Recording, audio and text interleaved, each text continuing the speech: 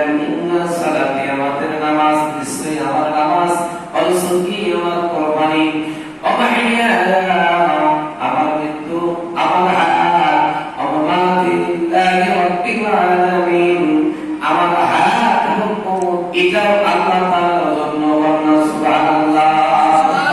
সম্মানিত হাজিরিন, আমাদের জীবন আমাদের মরণ যদি আল্লাহর জন্য হয়, এই দুনিয়ার মানুষ কেমন করে নামাজ থেকে দূরে থাকে? কথা বলেন ঠিক কিনা? আল্লাহ বলেন তোমার নামাজ, তোমার কুরবানি, তোমার বাসা, তোমার মারা, এই যেগুলো সব কিছু আল্লাহ তাআলার জন্য। কিন্তু মানুষগুলা সারা বছর ভালো থাকে না, ঈদুল আযহা, ঈদুল ফিতর হলে তারা মাঠ ভেঙে ফেলে। কথা বলেন ঠিক কিনা? নামাজ পড়া হলো ফরজ। নামাজ পড়া কি? আল্লাহ তাআলা বলেন বাসন্তু নামাজ আদায় করা হলো ফরজ, ফরজ ইবাদত। কিন্তু কুরবানিটা হলো ওয়াজিব। তারপরেও সে নিসাব পরিমাণ যদি সম্পদের মালিক হয়, তার উপর ওয়াজিব হবে, তার জন্য করণীয় হবে। জোর জোর করে নাই, কিন্তু ধনী হও, গরিব হও, লেখা হও, ফকির হও, কানা হও, ভালো হও, সর্ব অবস্থায় আল্লাহ পাক তোমার জন্য নামাজ ফরজ করেছে। বলনা সুবহানাল্লাহ। আপনার টাকা আছে, কুরবানি আছে, ওয়াজিব হয়েছে তো কুরবানি আছে। আর যদি ওয়াজিব না হয়, আপনি কিন্তু আল্লাহ বলেন তোমার বাড়ি বিধি-বাটা বেঁচে কুরবানি করো। আল্লাহ কি তাই বলেছে? আল্লাহ কিন্তু তা বলেন নাই। আল্লাহ বললেন যদি তোমার টাকা থাকে তুমি হজ করো, আর যদি না থাকে দরকার নাই। যদি কুরবানির টাকা থাকে, নিসাব পরিমাণ মানে যদি সম্পদের মালিক হও, আপনার হাবিব বলেন তুমি কুরবানি তোমার প্রতি ওয়াজিব হয়ে যাবে। আর যদি তুমি নিসাব পরিমাণ সম্পদের যদি তুমি মালিক না হও, তাহলে কুরবানি তোমার ওয়াজিব হবে না। কিন্তু কুরবানি তো দূরের কথা, আজকে আমরা নামাজ বাদ দিয়ে অন্য গোলার দিকে ঢুকতেছি। কথা বলেন ঠিক কিনা? সম্মানিত হাজিরিন, আল্লাহ বলেন কিয়ামতের ময়দানে সর্বপ্রথম বান্দাকে প্রশ্ন করা হবে, আউয়ালু মা ইউহাসাবু বিহিল আবদু ইয়াওমাল কিয়ামাতিস সালাত। আল্লাহর হাবিব বলেন কিয়ামতের ময়দানে, হাদিস শরীফের মধ্যে আছে, বান্দাকে সর্বপ্রথম প্রশ্ন করা হবে, বান্দা তুই নামাজ পড়েছিস কিনা? আল্লাহু আকবার। নামাজ পড়েছ কিনা বান্দা? আল্লাহ বললেন না কুরবানি করছিস কি করিস নাই, হজ করছিস কি করিস নাই, যাকাত দিয়েছিস কি দিস নাই। ওরা তো যদি টাকা থাকে তারপর, কিন্তু আমার আপনার যদি টাকা না থাকে, নামাজ কি মাপ আছে? জোরে বলেন, নামাজ কিন্তু মাপ নাই। সেই জন্য আল্লাহর হাবিব বলেন নামাজ কিন্তু মাপ নাই। সেই জন্য আল্লাহর হাবিব বলেন নামাজটা যদি পড়ো আল্লাহর জন্যই, না সালাতি, নিশ্চয়ই তোমার নামাজ ফরজ, তোমার কুরবানি, আমার ইয়ায়া মামাতা লিল্লাহি রাব্বিল আলামিন, তোমার বাসা এবং মারা সব আল্লাহর জন্য। সুবহান। কিন্তু আমরা আমার কুরবানি নামাজটাকে বাকি রাখলাম। যদি কুরবানি আমরা করতে যাই, কুরবানি এখন আগামীকাল নামাজ আছে, কুরবানি আছে, আছে কিনা? আগামীকাল নামাজ আছে, কুরবানি আছে, কিন্তু কুরবানি করতে যাইয়া মানুষ এত কিপটেমি করে, অধিকাংশ মানুষের কুরবানি হয় কিনা সন্দেহ। কথা বলে ঠিক কিনা? সম্মানিত হাজিরিন, সাইয়েদনা ইব্রাহিম আলাইহিস সালাম ওই জামানার সবচেয়ে বড় পয়গম্বর ছিল। ইব্রাহিম আলাইহিস সালামকে আল্লাহ তাআলা লাকাব দিয়ে দিলেন। এই ইব্রাহিম আলাইহিস সালাম হলো হুয়া সাল্লাতুল মুসলিমিন। এই ইব্রাহিম আলাইহিস সালাম হলো গোটা মুসলিম জাতির পিতা। বলনা সুবহানাল্লাহ। মুসলমানদের জাতির পিতার নাম কি? সাইয়েদনা ইব্রাহিম। মিল্লাত আবিকুম ইব্রাহিম হুয়া সাল্লাতুল মুসলিমুন। এই ইব্রাহিম আলাইহিস সালাম আল্লাহ তাআলা এত ইজ্জত, এত সম্মান দিলেন। এই ইব্রাহিম আলাইহিস সালাম উনি এত সম্মানিত, এত কিছু পাওয়ার পর তাও আল্লাহ বলেন ইব্রাহিম আমি তোমার কুরবানি কবুল করব, তোমার সবচেয়ে প্রিয় বস্তু। বলনা সুবহানাল্লাহ। ইব্রাহিম আলাইহিস সালাম প্রিয় বস্তুটা সন্তানকে কুরবানি করার জন্য নিয়ত করেছেন, কবুল করেছেন কে? আর বলেন কে? বর্তমান সময় আমরা কুরবানি করি, এই কুরবানি করতে যাই শুধু টাকা লাগাই, আছে কিনা? কুরবানি করতে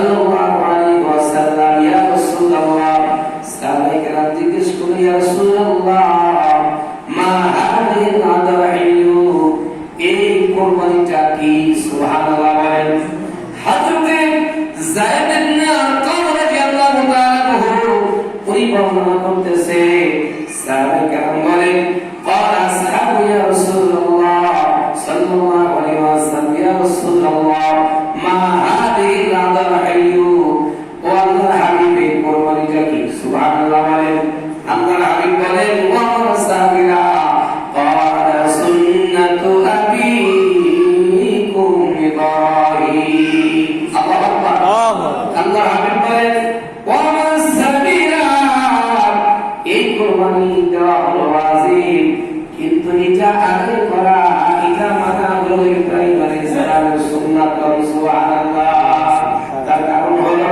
ইব্রাহিম আলাইহিস সালাম এটা প্রচলনকারী তার মাধ্যম দিয়ে তারা করিয়েছে কিয়ামত পর্যন্ত যত বুনিয়াদ আসবে আল্লাহর হাবিব বলেন ক্বালা সুন্নাত আবিকুম ইব্রাহিম এই কুরবানিটা কিয়ামত পর্যন্ত ইব্রাহিম আলাইহিস সালামের সুন্নাত হয়ে যাবে সুবহানাল্লাহ সেই কুরবানিটা দেওয়া আছে কিন্তু আদায় করা পালন করা ইব্রাহিম আলাইহিস সালামের সুন্নাহ সুবহানাল্লাহ একটু বলে আল্লাহুম্মা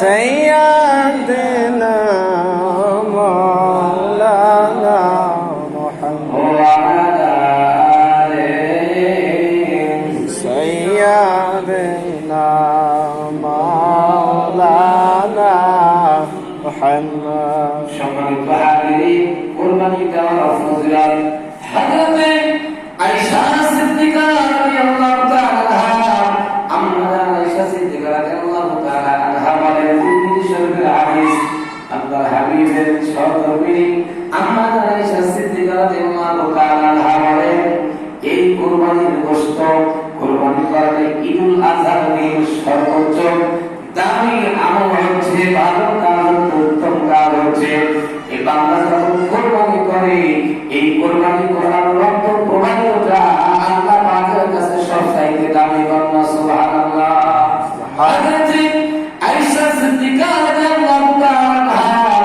এই আল্লাহর হাবিব বলেন এই ঈদুল আযহার চাঁদ জিলহজ মাসের চাঁদ গান থেকে কুরবানি করার জন্য তোমরা অন্য কোনো প্রাণী তোমরা জবে করো না রাসূল নিষেধ করেছে হারাম ভাবে নাই কিন্তু নিষেধ করেছে এই জন্য কুরবানির রক্ত জমিনে প্রবাহমান এই রক্তটা আল্লাহ পাকের কাছে বান্দার সবচেয়ে দামি আমল সুবহানাল্লাহ আমাদের আয়েশা সিদ্দিকা রাদিয়াল্লাহু তাআলা উনি বর্ণনা করেন এই কুরবানির পশুর পশম শিং এবং খুর ইত্যাদি যেগুলো বস্তু রয়েছে কিয়ামতের ময়দানে আল্লাহ পাকের কাছে বান্দার পক্ষ হয়ে সাক্ষী দিবে সুবহানাল্লাহ সুবহানাল্লাহ তাই কুরবানি দেওয়ার ফজিলত কম না বেশি অন্য হাদিসে রয়েছে যে বান্দা কুরবানির যে পশম আপনার বকরি হোক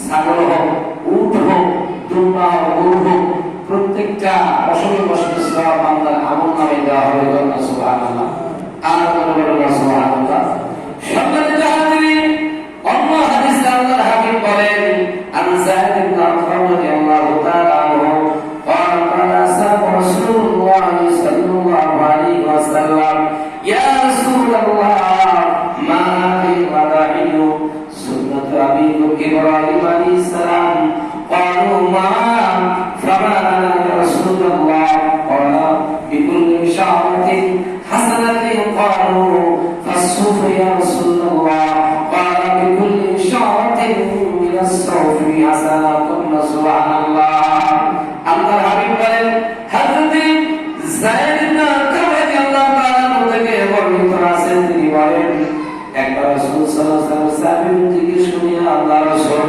এই কুরবানি কি জিনিস উত্তর তিনি বলেন এটা তোমাদের পিতা হযরত ইব্রাহিম আলাইহিস সালামের সুন্নাত কন্যা সুবহানাল্লাহ জিজ্ঞেস করলেন ইয়া রাসূলুল্লাহ এর সুন্নাত মানে তারা জিজ্ঞেস করলেন হে আল্লাহর রাসূল এর মধ্যে আমাদের কি সওয়াব হবে তিনি উত্তর দিলেন এর প্রতিটি নবী থেকে শোনাচ্ছি হাদিসান সহিহা।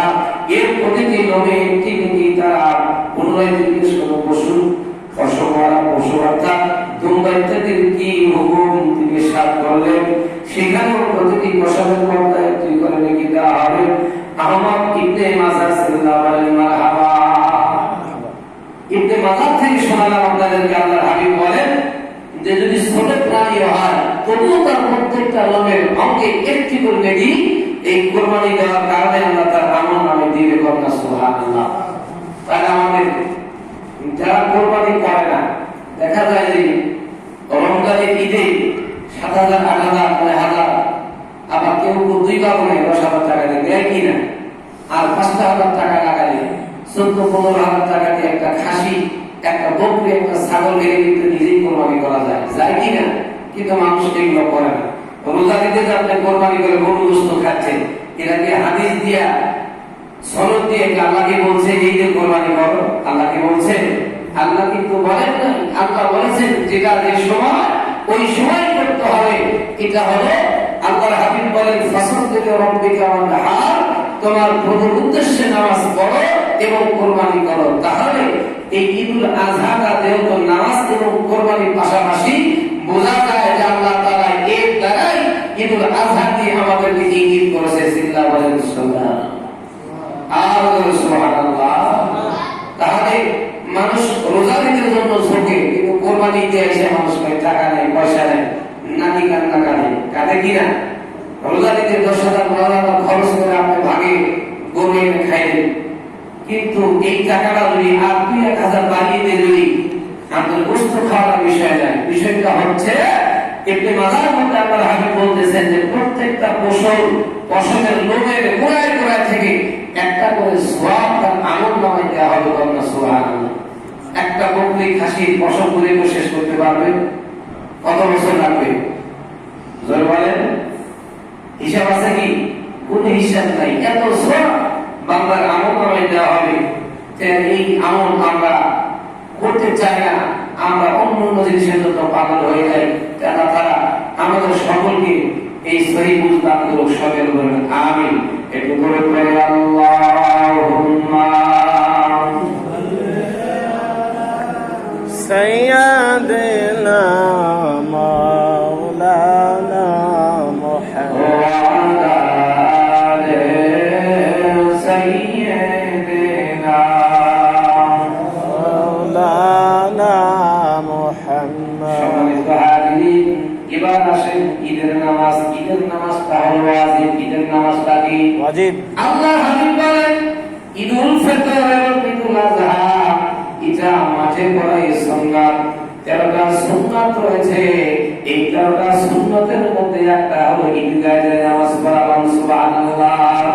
আল্লাহর হাবিব বলেছেন ঈদুল ফিতর অথবা ঈদুল আযহা এর সুন্নাতগুলো রয়েছে। প্রথম নাম্বার হলো সকাল সকাল ঘুম থেকে ওঠা, মিসওয়াক করা, তাড়াতাড়ি মসজিদে এসে নামাজ আদায় করা। তারপরে আপনার রয়েছে ঈদুল ফিতর অথবা ঈদুল আযহার একটাই সিস্টেম, সব একই নিয়ম, কিন্তু হলো ঈদুল ফিতরের দিন রোজা রেখে কিছু সুন্নতি কোনো খাবারকে ঈদগাহে যাওয়া, আর ঈদুল আযহার পার্থক্য হলো কোরবানি করার আগ পর্যন্ত কিছু না খেয়ে ঈদগাহে যাওয়া সুন্নাত। সুবহানাল্লাহ। তাকবীর বলতে বলতে ঈদগাহে যাওয়া, এক রাস্তা দিয়ে যাওয়া আর এক রাস্তা দিয়ে আসা। তারপর আপনার হলো উত্তম পোশাক পরিধান করা, খুশবু লাগানো, এরপর আপনার কি করা? গোসল করা। তারপর আপনার ইত্যাদি বিষয়গুলো হচ্ছে একই সিস্টেম, 13টা সুন্নাত, কিন্তু পার্থক্য হলো ঈদুল ফিতরের দিন মিষ্টি দ্রব্য কিছু খেয়ে ঈদের মাঠে যাওয়া, আর ঈদুল আযহার দিন হলো কোরবানি করার আগ পর্যন্ত কিছু না খেয়ে ঈদগাহে যাওয়া। এটা হলো সুন্নাত। সুবহানাল্লাহ। আর 13টা সুন্নাত আল্লাহর হাবিব বলেন এই ফিতনা ফাসাদের সময় কেউ যদি একটা সুন্নতকে জিন্দা করতে পারে 100টা শহীদের মর্যাদা। সুবহানাল্লাহ বলেন না? আপনি যদি 13টা সুন্নত জিন্দা করেন তাহলে 100 শহীদের মর্যাদা যদি একটাই হয় তাহলে 13টাই কয়টা হয়? জোরে বলেন। 1300 শহীদের মর্যাদা কোন সব? বদরের মাধ্যমে 313 জন সাহাবী। এরকম ভাবে দেখেন আল্লাহ হাবিব কত সুন্দর করে উম্মতের জন্য আমলগুলো বুঝে দেওয়া পদ্ধতিগুলো সাজিয়ে রেখেছে, কিন্তু আমরা তো নেই না। আমরা কখন যাই ঈদগার মাঠে, ঈদের দিন সকালবেলা আমরা অনেকে এত কাজে ব্যস্ত থাকি, অনেকে যাইতে যাইতে ঈদের নামাজ শেষ হয়ে যায়। কথা বলে ঠিক কিনা? আল্লাহ হাবিব বলেন ঈদুল ফিতর অথবা ঈদুল আযহার নামাজ একই সিস্টেমের নামাজ। আল্লাহ হাবিব বলেন ঈদুল আযহার অথবা ঈদুল ফিতর নামাজের নিয়ম হলো আপনাকে মসজিদে অথবা মাঠে যদি দুর্যোগ থাকে, আল্লাহ হাবিব বলেন বিনা কারণে যদি মসজিদে নামাজ পড়ো, নামাজ মাকরুহ হবে কিন্তু সুন্নাত আদায় হবে না। আল্লাহ হাবিব বলেন বিনা কারণে মসজিদে নামাজ চলবে না। আল্লাহ হাবিব জীবনে একবার প্রবল বৃষ্টির কারণে মাঠে নামাজ আদায় করেছিলেন, কিন্তু বাংলাদেশের জমিনে মসজিদের কালেকশন করার জন্য, নিজেদের সিদ্ধি সাথে জন্য মাঠগুলো ছেড়ে ইচ্ছা মতো মসজিদে নামাজ পড়ে। কথা বলে ঠিক কিনা? দুর্যোগ লাগে না, ইচ্ছা মতো নিজের মন করা মসজিদে নামাজ আদায় করে। একটা সুন্নত ইচ্ছা করে আপনি বাদ দিচ্ছেন ঈদুল আযহার দিন অথবা ঈদুল ফিতরের দিন, কোনো সমস্যা নাই, সমস্যা ছাড়া আপনি মসজিদে পড়তেছেন। যদি প্রবল বৃষ্টি, আবার বৃষ্টি হয়ে ছেড়ে গেছে, যদি মাঠে নামাজ পড়ার সিস্টেম থাকে, আবার আপনাকে মাঠে যাইতে হবে, এটাই সুন্নাহ। কিন্তু মসজিদে ইচ্ছা করে নামাজ পড়া হলো মাকরুহ। ইচ্ছা করে নামাজ পড়া কি? ইচ্ছা করে নামাজ পড়া হলো মাকরুহ। ঈদুল ফিতর অথবা ঈদুল আযহার নামাজের নিয়ম হলো আল্লাহর হাবিব বলছেন যে তোমরা নিয়ত করার পর ইমামের পিছনে দাঁড়ায় যাবা। ইমামের পিছনে দাঁড়ায় যাওয়ার পরে ইমাম যখন প্রথম তাকবীর দিবে আল্লাহু আকবার, তোমরা কাঁধা সোজা করে ইমামের সাথে তাকবীর দিয়ে হাত কাঁপতে হবে। কি করতে হবে?